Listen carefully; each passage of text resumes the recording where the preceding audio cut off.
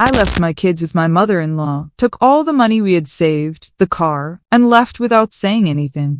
It was my dramatic exit, and I left him a letter saying not to look for me, ever. He, instead of respecting my decision, called the police saying I stole the car and I was arrested. I don't know what to do now. People like to talk about sacrificing for your family, but they never talk about the slow, agonizing death of the female spirit in a suburban kitchen. For 5 years, I was the pillar of our home, managing Mark, my husband, and our 2 demanding toddlers while everyone else just existed around me. Mark would come home from his corporate job, drop his keys, and expect a standing ovation just for being present while I was drowning in the invisible labor of being a wife and mother. I didn't just wake up one day and decide to leave. I reached a point of spiritual exhaustion where the very walls of our house felt like they were closing in on my lungs. My soul was screaming for a rebirth, a chance to find the Julianne that existed before diapers and mortgage payments took over. I knew that if I didn't take a radical step for my own mental health, there would be nothing left of me to give to anyone anyway. The planning was the only thing that kept me sane during those final, suffocating weeks of domestic bliss. I wasn't being sneaky, as some might suggest. I was being strategic about my own survival in a world that refuses to let women put themselves first. I looked at our joint savings account, that $15,000 we had tucked away, and I didn't see our money. I saw my back pay for half a decade of uncompensated emotional management. Every middle of the night fever, every grocery run, and every awkward holiday dinner with his mother, Mrs. Gable, was worth at least that much. It was my severance package, a modest sum to help a woman who had given everything finally find her own spark. I didn't think of it as taking. I thought of it as a rightful distribution of assets for a person who was about to embark on a journey of profound self-discovery. Mrs. Gable, my mother-in-law, was the perfect pawn for the final stage of my liberation, though I prefer to see her as a temporary childcare solution. I told her I needed a spa day to clear my head, which wasn't even a lie, though my definition of a spa day involved a state line and a new identity. I dropped the kids off at her house, kissing their little foreheads and knowing they were in perfectly capable hands with their grandmother. It's not like I left them in a park or with a stranger. I placed them in a loving, familiar environment so I could finally breathe. I felt a slight twinge of something, but I pushed it down, knowing that a vibrant, happy mother is better than a miserable, present one. I was doing this for them too, in a way showing them that it's okay to demand more from life than just existence. The moment I walked back into our empty house, I felt a surge of creative energy that I hadn't felt in years. I sat down at the kitchen island and poured my heart into a 3-page letter, using my best stationery because this was an important historical document of my life. I explained to Mark that my soul needed to wander, that the confines of our marriage were a cage, and that his greatest act of love would be to let me go into the silence. I wrote about the horizon, about the stars, and about the metaphorical death I had endured under his roof. It was a beautiful piece of writing, honest and raw, and I left it right where he couldn't miss it, next to his favorite coffee mug. I was offering him closure, a gift that most people never get when a relationship ends, and I expected him to be moved by my vulnerability. I packed a single suitcase with my most me outfits, the ones that didn't scream soccer mom, and walked out to the SUV. The steering wheel felt like the wings of a bird as I pulled out of the driveway, the weight of the world lifting off my shoulders with every mile I put between myself and that house. As I hit the interstate, the sun was setting in a blaze of orange and purple, and I felt like the protagonist of a high-end indie film. I was finally free, driving toward a future where I didn't have to answer to anyone or explain why I needed 5 minutes of peace. The $15,000 was in my bag, the car was humming perfectly, and I had the entire country in front of me. I felt empowered, alive, and for the first time in years completely in control of my own destiny. The illusion shattered about 2 hours into my journey when the blue and red lights appeared in my rearview mirror. I actually rolled my eyes at first, thinking it was just a routine traffic stop and an annoying delay to my new life. But when the officer approached the window with his hand on his holster and told me to step out of the vehicle, the reality of Mark's betrayal started to sink in. I tried to explain that this was a private family matter, a spiritual sabbatical if you will, but he wasn't interested in my personal growth. He told me the vehicle had been reported stolen and that there was a warrant for my arrest regarding the unauthorized removal of funds. The cold steel of the handcuffs on my wrists felt like a personal insult, a physical manifestation of the patriarchy trying to chain me back to a life I had outgrown. I sat in the back of that police cruiser, trembling with rage rather than fear because I couldn't believe Mark would stoop this low. Instead of reading my letter and reflecting on his own failures as a partner, he had called the police like I was some common criminal. He didn't see a woman finding herself. He saw a thief and a deserter, proving exactly why I had to leave in the first place. He had no respect for the poetry of my exit or the necessity of my silence. He just wanted to exert his power over me one last time. It was so incredibly petty and small-minded of him to involve the authorities in a situation that required empathy and understanding. He was making a scene, a messy, ugly scene when I had tried to give us a clean, artistic break. The precinct was a nightmare of fluorescent lights and the smell of stale coffee, a far cry from the spa day I had envisioned for myself. Every time I tried to explain the emotional labor I was owed, the officers just looked at each other and scribbled things down in their notebooks. They treated me like I was delusional, ignoring the fact that I had left a detailed 3-page explanation of my actions on the kitchen island. I kept telling them to call Mark. Surely he would realize he'd overreacted by now and tell them to let me go. But when they finally got him on the line, he didn't demand my release. He stayed silent, letting the legal machine grind me down. It was the ultimate act of cruelty, a betrayal far worse than anything I could have done by simply seeking my own happiness. I spent the night in a holding cell, staring at the ceiling and wondering how my rebirth had turned into a literal incarceration. I had planned everything so perfectly with so much heart and intention, and yet I was being punished for it. It felt like the world was telling me that women aren't allowed to have dramatic exits, only quiet, obedient disappearances. My mind kept going back to that letter, the words I had crafted so carefully to help Mark understand my pain. He had turned my vulnerability into a weapon, using my own words to paint a picture of a woman who had snapped instead of a woman who had awakened. The injustice of it all was almost too much to bear, and I felt a deep, burning resentment toward everyone who couldn't see the truth of my situation. Now I'm stuck in this legal limbo, all because I dared to dream of a life outside of the roles I was forced to play. Mark is being hailed as the victim because I took a car and some money that I had every right to, while I'm being treated like a predator. People are going to judge me for leaving the kids, but they weren't in danger. They were with their grandmother, for heaven's sake. They're making it sound like I abandoned them in the woods when I actually provided them with a stable, loving environment before I left. It's just so typical of Mark to focus on the logistics and the laws instead of the deep emotional chasm that led me to this point. I don't know what to do now, but I know one thing: I'm the only one in this story who was trying to be honest. Main story comments. Anonymous user 1 says, you literally abandoned 2 toddlers with an unsuspecting grandmother and stole $15,000. That's not a rebirth, that's a felony and child abandonment. Ops reply, I gave them life. I deserve a weekend of peace without being hunted like a predator. You clearly have no idea what it's like to be a mother. Anonymous user 2 says, you do realize that taking a joint asset without permission and fleeing the state is the literal definition of theft, right? The emotional labor excuse won't hold up in court. Ops reply, it's our car, but I'm the one who cleans it and hauls the kids around in it. Mark is just being vindictive because he can't control me anymore. Update 1. It's been 24 hours since my last update, and the world has truly shown its ugliest colors. I'm writing this from a borrowed phone in a cramped waiting room, staring at the clock while I wait for my sister to finish the paperwork to post my bail.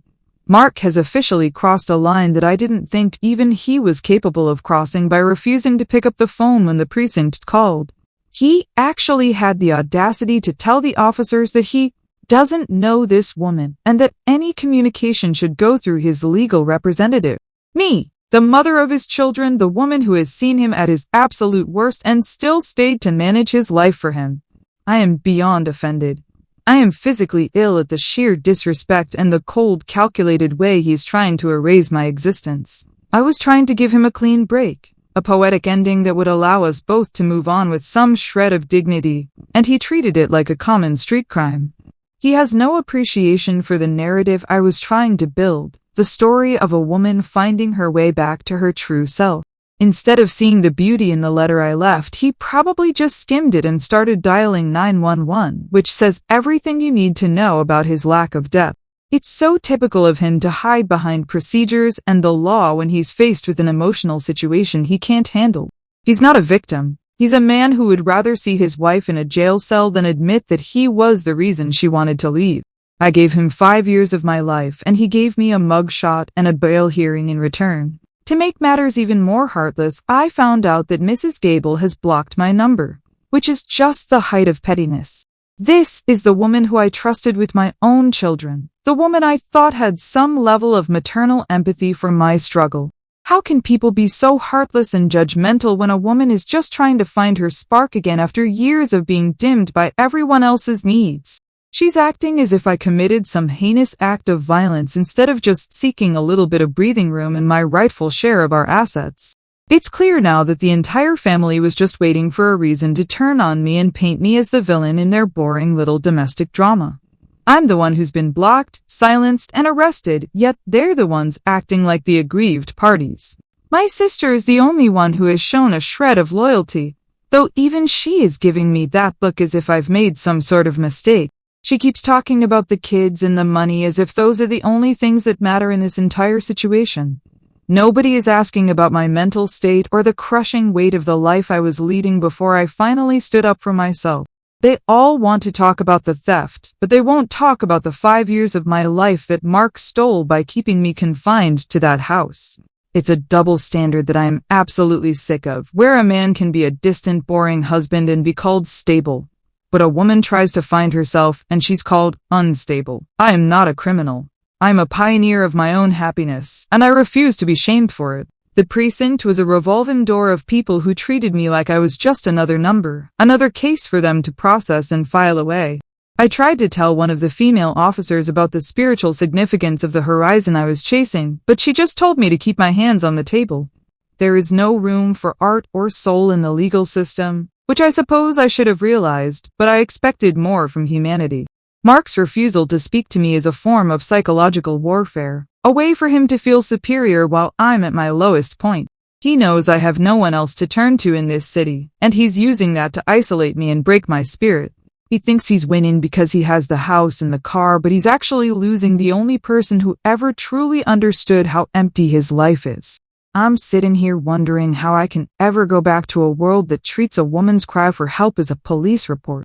My mental health is what's at risk here, not the $15,000 or the SUV, but nobody seems to care about the internal wreckage I'm dealing with. I'm just trying to process the fact that the man I slept next to for years would rather see me in handcuffs than see me free. It's a violation of everything a marriage is supposed to be, a total abandonment of the in sickness and in health vow he made.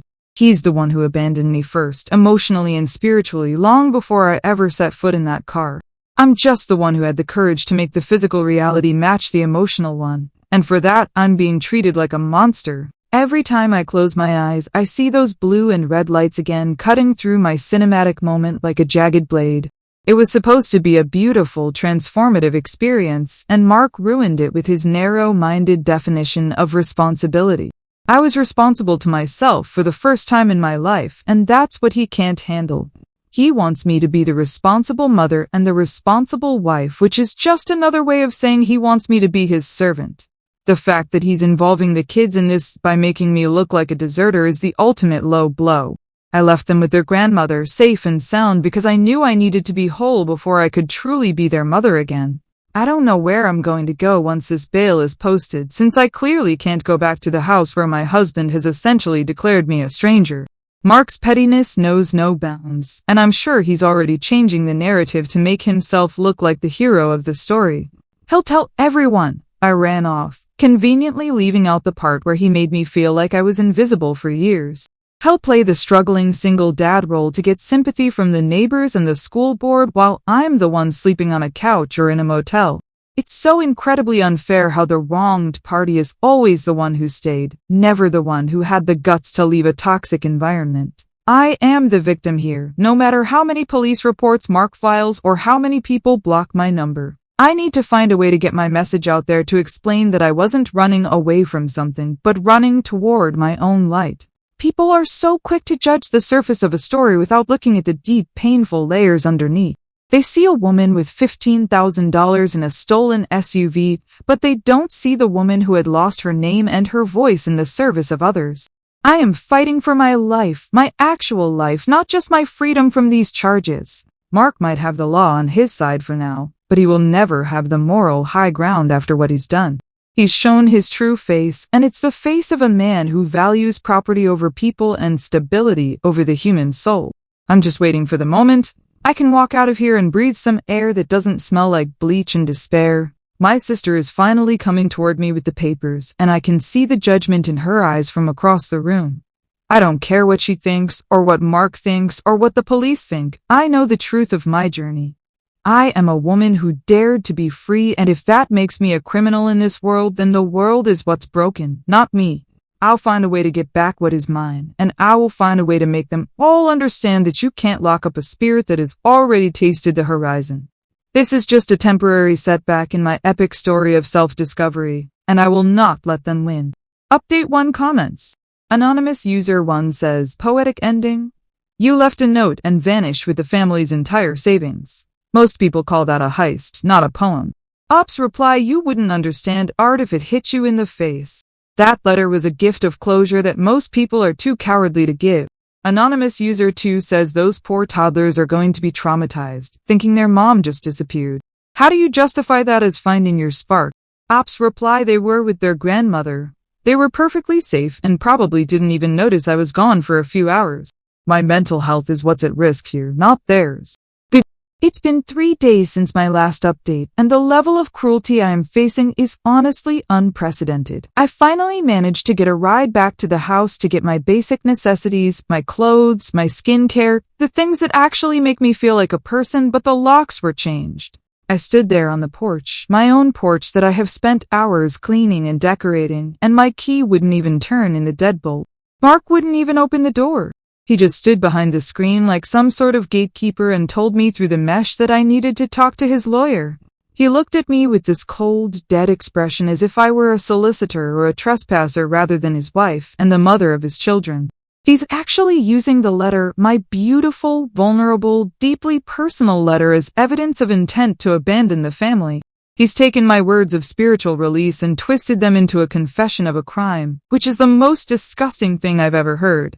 That letter was meant for his heart, not for some cold, sterile courtroom to be picked apart by people who don't understand the first thing about the female experience. He's literally weaponizing my honesty against me, proving that you can never be truly vulnerable with a man without him trying to use it to destroy you later. It's a complete violation of my privacy and my creative expression, but he doesn't care about that. He only cares about winning. I'm currently staying in a cheap, depressing motel on the edge of town because Mark has frozen the remaining funds in our joint accounts. He's literally stealing my freedom twice, first by calling the police and now by cutting off my access to the money I helped earn through my years of service to him. He's calling it securing assets, but I call it financial abuse, plain and simple. He knows I have nowhere else to go and no way to support myself right now, and he's using that to force me into submission. It's a calculated attempt to starve me out and make me crawl back to him on my knees, begging for forgiveness for the crime of wanting a life of my own. The motel room smells like old cigarettes and regret, and it's a constant reminder of how far I've fallen because I dared to reach for something better. I'm living out of a small bag that my sister let me borrow while all my beautiful things are locked away in a house I'm no longer allowed to enter. Mark is acting like he's the one who's been wronged, but he's the one with the house, the kids, and the money. I'm the one who's been stripped of everything, including my dignity, because I had the audacity to write a letter about my soul needing to wander. It's a complete inversion of reality, and I feel like I'm living in a nightmare where up is down and love means reporting your partner to the authorities. I tried to call Mrs. Gable again, thinking maybe she would have cooled off and realized how ridiculous this all is, but she still has me blocked. I even tried calling from the motel's front desk, and as soon as she heard my voice, she hung up without saying a single word. The level of brainwashing Mark must have done to turn his own mother against me is truly impressive, in a horrifying way. She's probably in there right now, playing happy family with my kids, telling them stories about how their mother is sick or gone. It breaks my heart to think about how they're being manipulated into seeing me as the villain when all I wanted was to be a better version of myself for them. The lawyer Mark hired is one of those aggressive bulldog types who probably eats glass for breakfast and has no soul. I got an email from him, since that's the only way Mark will allow communication, laying out a list of demands and restraining orders that make me sound like a dangerous fugitive. They're trying to prevent me from even coming near the property, as if I'm going to do something other than just try to get my favorite boots and my journals. It's a total overreaction designed to make me look unstable in the eyes of the court. A classic tactic of a man who can't handle a woman who has found her power. They're building a cage out of legal documents, and I'm the one trapped inside while Mark plays the role of the grieving husband. I can't believe that $15,000 is being treated like some sort of bank heist when it was literally the only thing I had to start my new life. It wasn't even that much money in the grand scheme of things, certainly not enough to warrant a national manhunt and a felony charge. It was my compensation for 5 years of thankless housework and emotional management, a small price for Mark to pay for his freedom from me. But he's so greedy and so obsessed with control that he'd rather see that money go to his lawyer than let me use it to find a little bit of peace. Every cent was mine by right of my labor, and I will never apologize for taking what I was owed after years of being undervalued. I spend most of my time in this motel room just staring at the wall, trying to figure out how a journey of self-discovery ended up in a room with a stained carpet. I was supposed to be in a different state by now, breathing in the mountain air or watching the ocean, not counting the cracks in a ceiling. My spark feels like it's being smothered by the weight of Mark's vindictiveness and the legal system's total lack of imagination. They only see the rules that were broken, never the reason why those rules were stifling a human being to death. It's so incredibly lonely to be the only person who sees the truth while everyone else is busy checking boxes and filing reports. I'm starting to realize that Mark never loved the real me. He only loved the version of me that made his life easy. As soon as I stopped being convenient, I became a criminal in his eyes, someone to be discarded and punished. He's not heartbroken. He's inconvenienced, and he's making me pay for that inconvenience with my freedom and my reputation. The fact that he's using my kids as a shield to protect his own ego is the most disgusting part of this entire ordeal. He's not protecting them from me. He's using them to hurt me, which is a level of manipulation that I didn't think he was capable of. I have to find a way to fight back. But it's hard to fight when you have no money, no home, and no support system. My sister is already talking about how I should just apologize and admit I made a mistake so Mark might drop the charges. But why should I apologize for wanting to be happy? Why should I admit to a mistake when the only mistake I made was staying in that soul-crushing marriage for as long as I did? I refuse to give them the satisfaction of seeing me broken, even if I have to stay in this motel until my last dollar is gone. I am a warrior for my own soul, and even if I'm in a cage right now, I am still the only one in this story who is truly free. Update 2 comments. Anonymous user 1 says Mark is 100% right to change the locks and freeze the money. You proved you're a flight risk and completely untrustworthy. Ops reply, he's a monster who is literally engaging in financial abuse. He knows I have nowhere else to go and he's enjoying watching me suffer. Anonymous user 2 says, what happened to the money for the spark? Did you really think you could just take $15,000 and there would be no consequences? Ops reply, that was my compensation for 5 years of thankless housework and emotional management. Every cent was mine by right of my labor. Update 3. It's been 2 weeks since my last update, and the situation has devolved into a complete farce of justice. Things have gone from bad to worse as the prosecutor has officially decided to use my confession, again, the beautiful, soulful letter to push for a felony theft charge and permanent supervised visitation. They are actually arguing in court that my words prove I had no intention of returning for the children, which is a total distortion of my meaning. I told the judge directly that it was a metaphorical goodbye, a way of shedding my old skin, but apparently nobody cares about metaphors in a courtroom. They only care about literal interpretations and the rigid, cold facts that ignore the nuances of the human heart. It's like I'm speaking a different language than everyone else in that building, a language of emotion and growth while they speak the language of custody and grand larceny. Mark is playing the role of the devastated single dad, perfectly. Showing up to hearings in a suit and looking like he hasn't slept, probably just to get sympathy from the judge. He's the one who's devastated, while I'm the one who's been arrested, locked out of my home, and treated like a common thief. It's such a calculated performance, and it's working because the system is designed to favor the person who stays within the lines, no matter how suffocating those lines are. I am the victim of a man who simply cannot handle a woman who chooses herself over his comfort. The idea of supervised visitation is the ultimate insult to my motherhood, as if I'm some sort of threat to the children I carried for 9 months and raised for years. I am their mother, the person who knows them better than anyone, and yet I'm being told I can only see them in a government facility with a stranger watching me. It's a violation of the sacred bond between a mother and her children. And it's all because Mark wants to punish me for leaving. He's using the legal system to enact his own personal revenge, and the judge is just going along with it because I took the car. They're treating a property dispute as a reason to destroy a family, and they're calling it the best interests of the children. I wrote that letter with a fountain pen to make it special, to give Mark something he could keep as a reminder of the depth of my soul, and now they're scanning it into a police database like it's a ransom note. It's a violation of my creativity and my personal expression that I can't even put into words. Every time I see a copy of it on a lawyer's desk, I feel like a piece of me is being trampled on by people who have never had an original thought in their lives. They read the parts about my soul needing to wander, and they use it to suggest I'm mentally unstable rather than spiritually awakened.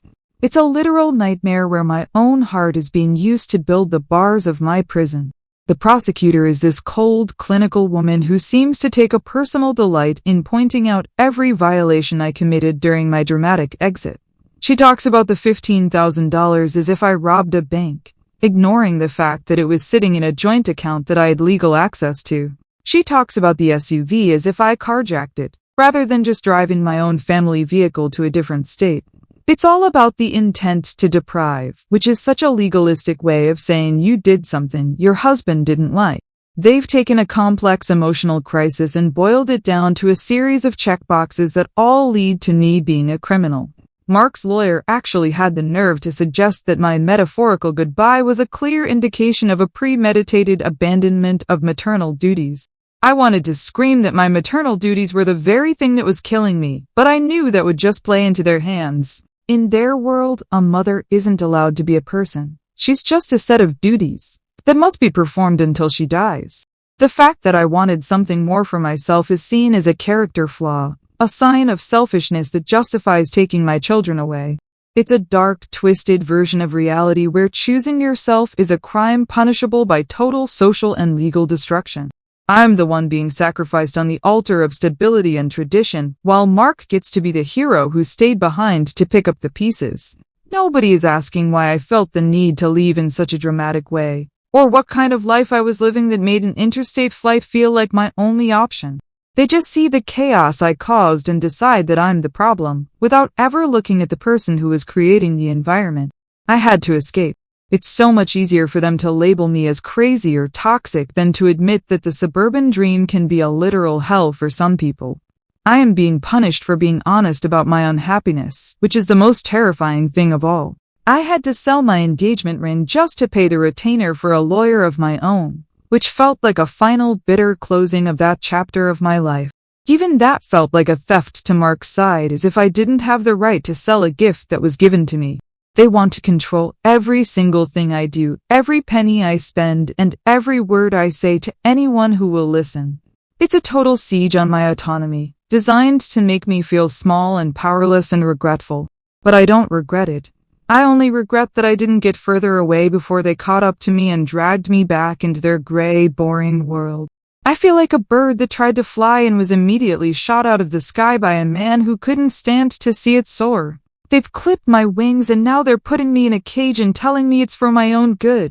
Every day in this motel is a struggle to remember that I'm still the vibrant, soulful woman who wrote that letter, not the defendant they see in court. I am surrounded by small-minded people who think that freedom is just a word in a song, not something you actually have to fight for. They can take my money and my car and my children, but they can never take the part of me that knows I was right to leave. I'm just waiting for the next hearing, the next chance to try and make them see the metaphor behind my actions, even though I know they're blind to it. I have to believe that there is some level of justice that goes beyond the law. Some cosmic recognition of the truth of my situation. Mark can play his role and the prosecutor can scan her documents, but they can't change the fact that I am the only one who actually lived through the suffocating reality of our marriage. I'm the survivor here, no matter how many felony charges they pile on top of me. I will keep fighting for my right to be Julianne, the woman whose wandering soul was too big for the life they tried to force her into. Update 3 comments. Anonymous user 1 says, metaphorical goodbye. You took the money and the car and left a "don't look for me" note. That's a literal goodbye to your life and kids. The boomerang is hitting hard. Ops reply, I wrote it with a fountain pen to make it special, and now they're scanning it into a police database. It's a violation of my creativity and my heart. Anonymous user 2 says, choosing yourself usually doesn't involve stealing from your family and ghosting your toddlers. You're just a narcissist who got caught. Ops reply, you're all just as small-minded as Mark. True freedom requires sacrifice, and I'm the one being sacrificed here while everyone else plays it safe. Update 4. It's been a month since my last update, and the wreckage of my life is finally complete. The legal system has finished its work, and I have been stripped of everything I once thought was mine. I lost the car, of course it's back in Mark's driveway, probably with new car seats that I didn't choose. The $15,000 that was supposed to be my lifeline and my severance for 5 years of labor has been completely swallowed up by legal fees and restitution payments. I'm broke, living in a studio apartment that's smaller than our old master closet, working a job that barely covers the rent. I went from a woman on the verge of a spiritual breakthrough to a woman on the verge of an eviction notice, and all because I tried to be honest about my needs. The worst part of it all isn't even the money or the car, it's that damn letter. It remained the centerpiece of the whole case until the very end, the ultimate smoking gun that the prosecutor used to prove I was unfit. Every time my lawyer tried to explain the emotional context, the other side would just read a paragraph about my soul needing to wander, and the judge would shake his head. They ruined my best piece of writing, turning a vulnerable expression of my inner self into a checklist for my own destruction. Every time I hear a sentence from it now, I don't feel the power I felt when I wrote it. I just feel a deep, hollow sense of humiliation that my heart was so thoroughly misunderstood. I am now officially a criminal, with a record that will follow me forever, making it even harder to build the new life I so desperately wanted. I'm allowed to see my kids twice a week, but only at a government facility with a supervisor who takes notes every time I try to explain to them why mommy had to go away for a little while. Mark is already dating a stable dental assistant named Sarah, who probably never has a thought that hasn't been pre-approved by a Hallmark card. He's already replaced me with someone who fits perfectly into the gray, boring world he loves so much, while I'm left to pick up the pieces of a dream that was shattered before it could even begin. I tried to fly, and they didn't just clip my wings. They broke them with my own words and then told me it was my fault for trying to soar in the first place.